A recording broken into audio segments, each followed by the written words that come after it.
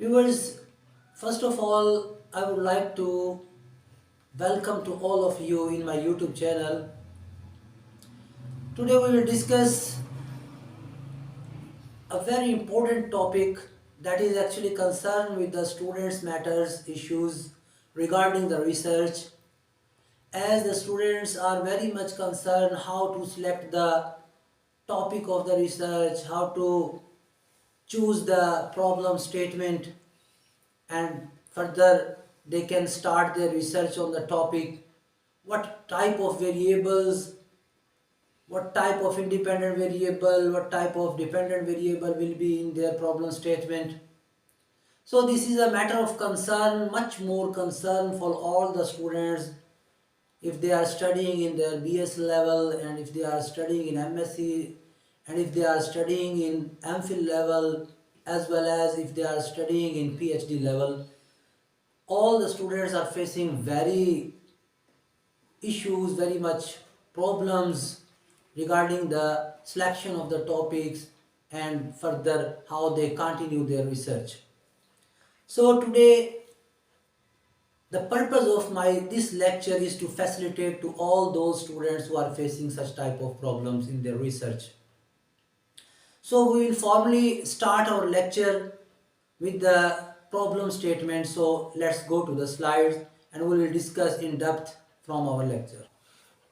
आज के इस लेक्चर में हम डिस्कस करेंगे कि टॉपिक या प्रॉब्लम स्टेटमेंट जो है वो क्या होती है। प्रॉब्लम स्टेटमेंट जो होती है वो एक्चुअली स्टेटमेंट ऑफ स्टडी कहलाती है, स्टेटमेंट ऑफ रिसर्च कहलाती है, जिस पे आप जो है वो रिसर्च करना चाह रहे होते हैं, और यही प्रॉब्लम स्टेटमेंट जो होती है यही टॉपिक होता है।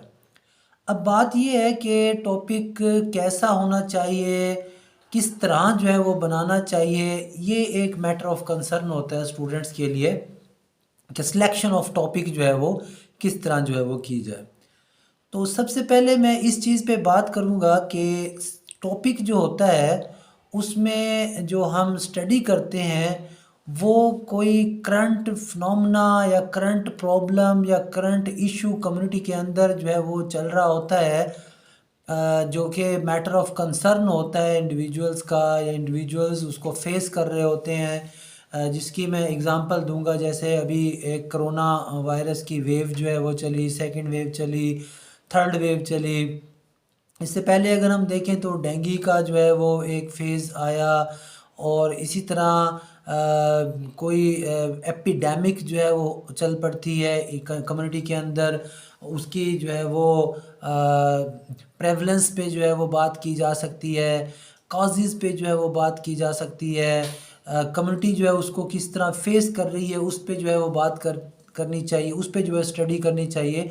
तो जो भी एक करंट इश्यू कम्युनिटी के अंदर होता है, कोई प्रॉब्लम होता है, उसको जो है हम एड्रेस करते हैं अपनी प्रॉब्लम स्टेटमेंट के अंदर।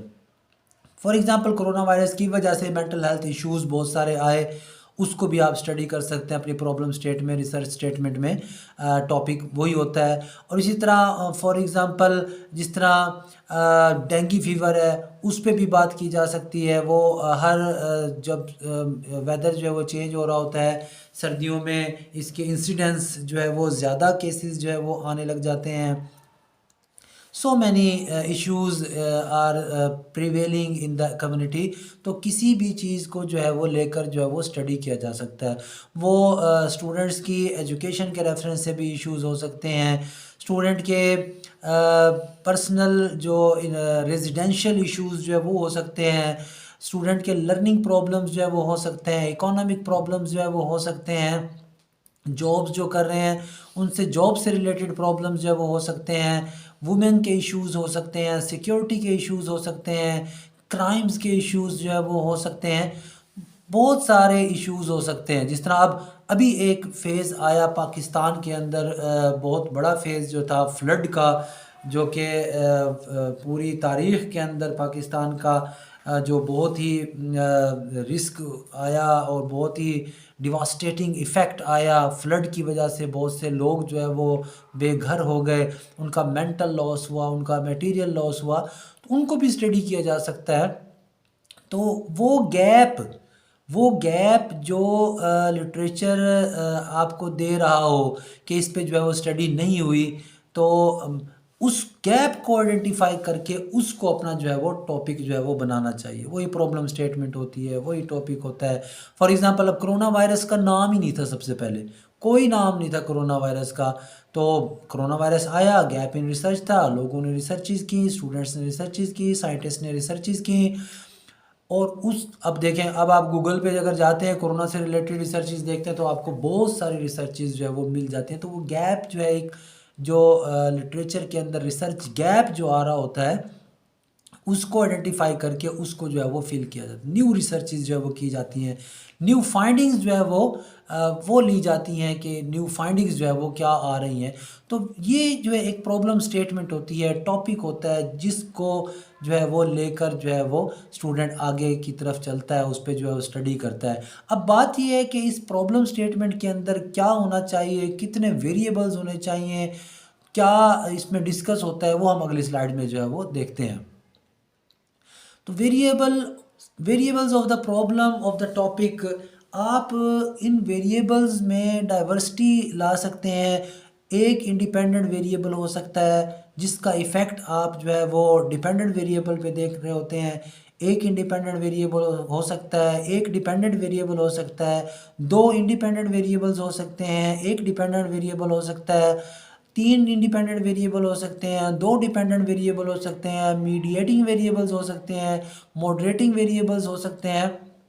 वो आपकी जो आपकी प्रॉब्लम स्टेटमेंट है, उसकी जनरलाइजेबिलिटी को जो है, उसके स्कोप को जो है वो देखा जा रहा होता है कि आपने उसके अंदर कितना, यानी कि एक मटेरियल जो है वो स्टडी किया, कितने वेरिएबल्स के इफ़ेक्ट्स को देखा, किन किन चीज़ों में देखा, किन किन डायमेंशंस पे जो है वो देखा। तो वो वेरिएबल्स होते हैं वो जो आपकी टॉपिक के अंदर जो है वो जो जो आप स्टडी कर रहे होते हैं, जिन वेरिएबल्स को। फॉर एग्जांपल, कोरोना वायरस एक वेरिएबल था। कोरोना वायरस की वजह से जो हमारी हेल्थ पे, साइकोलॉजिकल हेल्थ पे इफ़ेक्ट्स आए, जो इकोनॉमी पे जो इफ़ेक्ट्स आए, तो कोरोना वायरस जिस चीज़ के इफ़ेक्ट्स को स्टडी किया जा रहा होता है वो इंडिपेंडेंट वेरिएबल होता है, और जिस पे स्टडी किया जा रहा होता है, जिस पे उसके इफ़ेक्ट आ रहे होते हैं, वो डिपेंडेंट वेरिएबल होता है।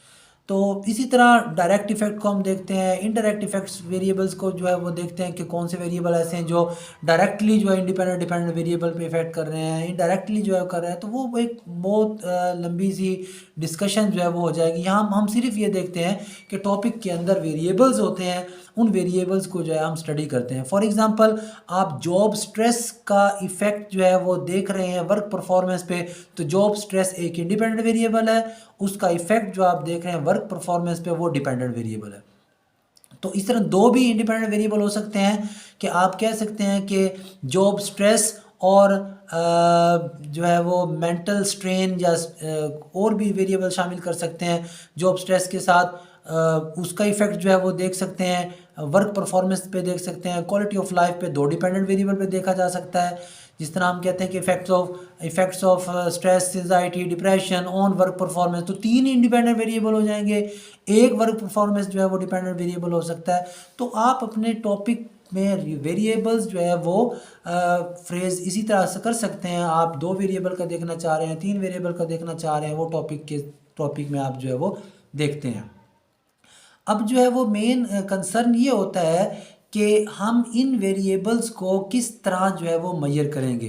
अच्छा, टॉपिक जो है वो डिसाइड कर लेना, उसके बाद फिर उस पर काम शुरू कर देते हैं। अक्सर स्टूडेंट मैंने देखा है कि टॉपिक लिया और उस पर काम शुरू कर दिया, इंट्रोडक्शन लिखने लग गए, लिटरेचर लिखने लग जाए, और जब टाइम आता है कि इन वेरिएबल्स को मेजर किस तरह करेंगे, तो उनके पास जो है वो इसका आंसर जो है वो नहीं होता।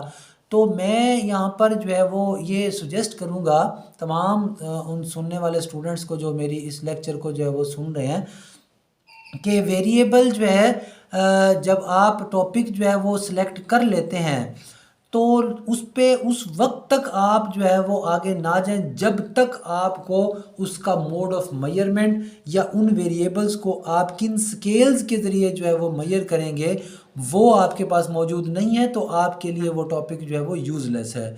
तो तो इसलिए मैं अपने स्टूडेंट्स को अक्सर जो है वो एडवाइस करता रहता हूँ कि आपने टॉपिक ले लिया, आपको वेरिएबल्स का पता है इंडिपेंडेंट वेरिएबल्स कौन से हैं, आपको पता है डिपेंडेंट वेरिएबल्स कौन से हैं। अब आपने देखना ये है कि आपने इन वेरिएबल्स को किन टूल्स के ज़रिए जो है वो मेजर करना है कि वो अवेलेबल हैं या नहीं है। दूसरा ये देखना है कि आपकी स्टडी की वर्थ क्या है, आप करने क्या जा रहे हैं, क्या आप स्केल डेवलप कर रहे हैं। तो फिर आप फिर स्केल डेवलप करेंगे, फिर डेवलप करने के बाद उन वेरिएबल्स को मेजर करेंगे जो आपकी स्टडी का पार्ट्स हैं, जो आपकी प्रॉब्लम स्टेटमेंट का पार्ट हैं। अगर आप स्केल डेवलप नहीं कर रहे और एग्जिस्टिंग लिटरेचर से ही, एग्जिस्टिंग रिसर्च से ही जो वहाँ पर स्केल यूज़ किए गए हैं उनको अपनी स्टडी का पार्ट बना रहे हैं, तो फिर आपको ये चाहिए होता है कि आप अपने इंडिपेंडेंट और डिपेंडेंट वेरिएबल को मेजर करने के लिए सबसे पहले स्केल्स जो है वो आप आइडेंटिफाई करें और उनको आप देखें।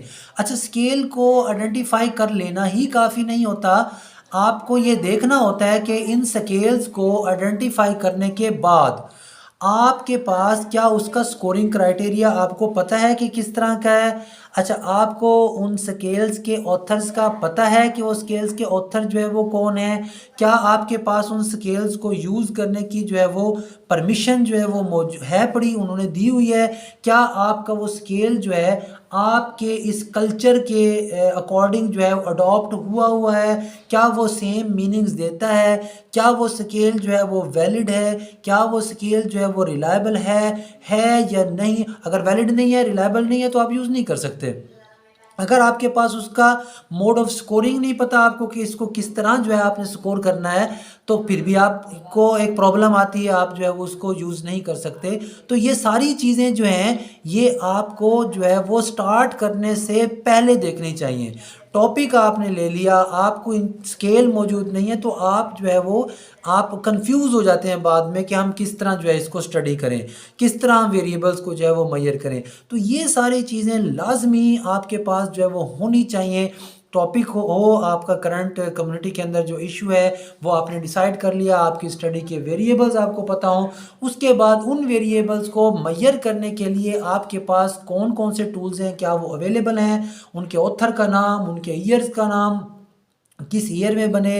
अच्छा, बाज़ों का ये देखा जाता है कि 90s के स्केल्स जो है वो उठाकर बच्चा जो है वो अपनी करंट रिसर्च में जो है वो 2000 में उनको जो है वो अप्लाई कर रहा होता है। तो इतने अरसे बाद जो है वो एक कल्चरल चेंजेस आ जाती हैं, तो उनको अडॉप्ट करना लाजमी होता है, उनको मॉडिफाई करना लाजमी होता है। तो कोशिश ये की जाए कि करंट वर्जन जो है वो उनका वो आप यूज़ करें, और उसके बाद आपके कल्चरल के साथ वो जो है वो मैच कर रहा है। अगर आप उसको स्टूडेंट्स पे अप्लाई करते हैं तो वो स्टूडेंट्स उसकी मीनिंग्स को समझ सकते हैं या नहीं समझ सकते, तो अगर नहीं समझ सकते तो आप उसको ट्रांसलेट करेंगे अपने कल्चर के अकॉर्डिंग, अपने नॉर्म्स के अकॉर्डिंग, अपने सैम्पल साइज़ के अकॉर्डिंग उसको आप ट्रांसलेट करेंगे। ट्रांसलेशन कैसे करते हैं व्यूवर्स, मैंने ये अपनी पहली वीडियो में जो है वो ट्रांसलेशन और अडॉप्टेशन के ऊपर पूरी डिटेल के साथ जो है वीडियो दी हुई है। ट्रांसलेशन स्केल को किस तरह करते हैं अपनी लैंग्वेज में, अगर आपने देखनी है तो वो आप मेरे चैनल से जो है वो देख सकते हैं। अब यहाँ पर एक बहुत इंपॉर्टेंट बात जो मैं डिस्कस करना चाह रहा हूँ आप लोगों से, जो भी मेरी इस वीडियो को देख रहे हैं, सुन रहे हैं, तो वो एक बात स्टूडेंट्स आप याद रखें कि अक्सर ये होता है कि स्केल्स आप ले लेते हैं, मगर वो स्केल्स जो होते हैं वो आपके सैंपल साइज के साथ मैच नहीं कर पा रहे होते, आपके कल्चर के साथ मैच नहीं कर पा रहे होते। देखना ये होता है कि जो सैंपल आप अपने रिसर्च के अंदर जो है वो स्टडी करने जा रहे हैं, वो सैंपल उसकी एज रेंज क्या है, क्या वो स्केल उस एज रेंज के इंडिविजुअल्स या अडल्ट्स या अडल्सेंट्स के लिए बना है या नहीं। अगर वो उस सैंपल साइज के एज रेंज के लोगों के मुताबिक नहीं है, उनको जो उनके नॉर्म्स के अकॉर्डिंग नहीं है, उनकी एज के अकॉर्डिंग नहीं है, तो आप उसको यूज़ नहीं कर सकते। अगर वो स्केल जो है उसकी एप्लीकेशन जो है वो इस सैंपल पॉपुलेशन पे नहीं होती, फॉर एग्जांपल अगर स्केल बना है क्लिनिकल पॉपुलेशन के लिए, पेशेंट्स के लिए, और आप उसको अप्लाई कर रहे हैं स्टूडेंट्स के नॉर्मल पॉपुलेशन के, देन यहाँ पर आपकी पूरी रिसर्च स्टेप बैक जाकर जो है वो बिल्कुल सिफर हो जाती है और आपके पास इस चीज़ का आंसर नहीं होता कि आपने इसको कैसे जस्टिफाई करना है। तो स्केल जो होता है वो किसी स्पेसिफिक पॉपुलेशन के लिए स्पेसिफिक क्राइटेरिया के मुताबिक जो है बनाया जाता है। अब वो क्राइटेरिया जो है वो क्या होता है, ये आपने उस स्केल को इन डिटेल स्टडी करना है। फॉर एग्जांपल जॉब स्ट्रेस का जो है वो स्केल बनाया गया है एम्प्लॉयज़ के लिए, वर्किंग एम्प्लॉयज़ के लिए, ठीक है। वर्क परफॉर्मेंस वर्किंग एम्प्लॉयज़ के लिए बनाया गया है जो ऑफिसेज में काम करें, उनकी जॉब स्ट्रेस के लिए। आप वही जॉब स्ट्रेस का स्केल उठा के जो है वो नॉर्मल पॉपुलेशन के ऊपर अप्लाई कर देते हैं और रिसर्च कर लेते हैं और थीसिस हो जाते हैं। तो ये एक बहुत बड़ा एक इशू है जो कि हमारे जो रिसर्च करने वाले बच्चे हैं उनको नहीं पता। तो ये याद रखें कि वो स्केल जो आप अप्लाई कर रहे हैं अपने वेरिएबल्स को मेजर करने के लिए, क्या वो स्केल जो है उस पॉपुलेशन के लिए बनाया गया है, उस एज ग्रुप के लिए बनाया गया है, उस जो आप पर्सनैलिटी की ट्रेड्स या कोई चीज़ मेजर करने जा रहे हैं उसको उसके लिए जो है वो बनाया गया है कि नहीं बनाया गया। अगर तो वो स्केल जो है स्पेसिफिक है क्लिनिकल पॉपुलेशन के लिए, तो अगर आपका टॉपिक क्लिनिकल का है, पॉपुलेशन क्लिनिकल है, आप उस पर अप्लाई कर सकते हैं। अगर वो बनाया गया है स्पेशल पॉपुलेशन के लिए तो आप उस पर अप्लाई कर सकते हैं। अगर उस स्केल की एप्लीकेशन में लिखा गया होता है कि ये जनरल पॉपुलेशन पे अप्लाई किया जा सकता है एज वेल एज जो है स्क्रीनिंग के लिए आप अप्लाई जो है वो कर सकते हैं, पेशेंट पे अप्लाई कर सकते हैं, तो आप कर सकते हैं। तो ये बहुत इंपॉर्टेंट चीज़ है कि आपने उस स्केल की एप्लीकेशन को देखना होता है कि वो किसके लिए एप्लीकेबल है।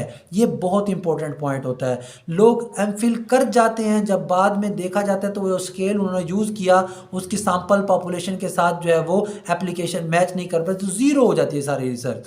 तो ये स्टूडेंट्स बड़ी इंफॉर्मेटिव मैंने एक वीडियो आपके साथ जो शेयर की है, टॉपिक किस तरह सेलेक्ट करते हैं, वेरिएबल किस तरह सेलेक्ट करते हैं और फिर आप उनको जो है वो स्टडी में किस तरह जो है मेजर करते हैं। तो ये सारी इम्पोर्टेंट जो चीज़ें थी शेयर की। तो अगर आपको वीडियो अच्छी लगी है तो इसको लाइक करें और शेयर करें और चैनल को सब्सक्राइब करें। थैंक यू, अल्लाह हाफिज़।